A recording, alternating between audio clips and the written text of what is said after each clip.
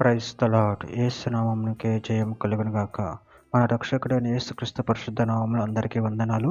చిన్న ప్రార్థన ద్వారా రాత్రికాల వాక్యదానం చేసుకుందాము. పరిశుద్ధుడా మహాగణుడైన దేవ యేసయ్య సర్వాధికారి నాయన మీకే వేలాది వందనములు కృతజ్ఞత స్తుతి స్తోత్రం చెల్లించుకుంటున్న దేవ రాత్రికాల సమయంలో ప్రభు వాక్య భాగం ధ్యానిస్తుండగా వాక్య భాగం అర్ధమాటలు సహాయం చేసి మీ కృపలో బలపరిచి మీకు మాదిరిగా మమ్మల్ని నడిపించమని చిన్న ప్రార్థన యేసు నామములో అడిగి వేడుకుంటున్నాను తండ్రి. Amen amen. ఎజెకియెలు గ్రంథం 37వ అధ్యాయం 14వ వచనము. నేను యెహోవానై ఉన్నానని మీరు తెలుసుకొందురు. మీరు బ్రతుకున్నట్లు నా ఆత్మను మీలో ఉంచి మీ దేశంలో మిమ్మల్ని నివసింపచేసేదను.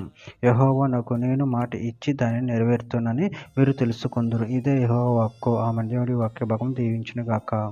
ప్రభునందు ప్రియులారా, ఇక్కడ వాక్య భాగంలో గమనించినట్లయితే నేను యెహోవానై ఉన్నానని మీరు తెలుసుకొందురు. మీరు బ్రతుకున్నట్లు నా ఆత్మను మీలో ఉంచి మీ దేశంలో మిమ్మల్ని నివసింపచేసేదను. యెహోవానగు నేను మాట ఇచ్చి దాన్ని నెరవేరుతానని మీరు తెలుసుకొందురు. ఇదే యెహోవా వాక్కు.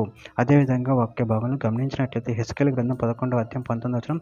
వారు నా కట్టడలను నా విధులను అనుసరించి గైకొన్నట్లు నేను వారి శరీరంలో నుండి రాతి గుండెని తీసివేసి వారికి మాంస గుండెను ఇచ్చి వారికి ఏక మనసు కలగచేసి వారి యందు నూతన ఆత్మను పుట్టింతును. యోవేలు గ్రంథం 2వ అధ్యాయం 28-29 వచనాల్లో తరువాత నేను సర్వజనుల మీద నా ఆత్మను కుమ్మరింతును. మీ కుమార్తెను ప్రవచనములు చెప్పుదురు. మీ ముసలివారు కలలు కందురు. మీ యవ్వనులు దర్శనములు చూతురు. ఆ దినములో నేను పనివారి మీదను పనికత్తెల మీద నా ఆత్మను కుమ్మరింతును. రోమీయులకు రాసిన పత్రిక 8వ అధ్యాయం 2వ వచనంలో క్రీస్తు యేసునందు జీవం నిచ్చు ఆత్మ యొక్క నియమము పాప మరణముల నియమము నుండి నన్ను విడిపించెను. ఎట్లనగా ధర్మశాస్త్రం దేనిని చేయజాలకపోయినా దాన్ని దేవుడు చేసెను.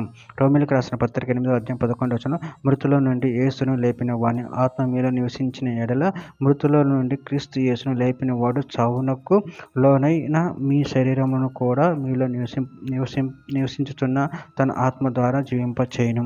కొరింథీయులకు రాసిన మొదటి పత్రిక 15వ అధ్యాయం 45వ వచనం. ఇందు విషయమై ఆదామును మొదటి మనుషుడు జీవించు ప్రాణి అయినని రాయబడి ఉన్నది. కడపటి ఆదాము జీవింపచేయు ఆత్మ ఆయను. చివరిగా ఒక మాట.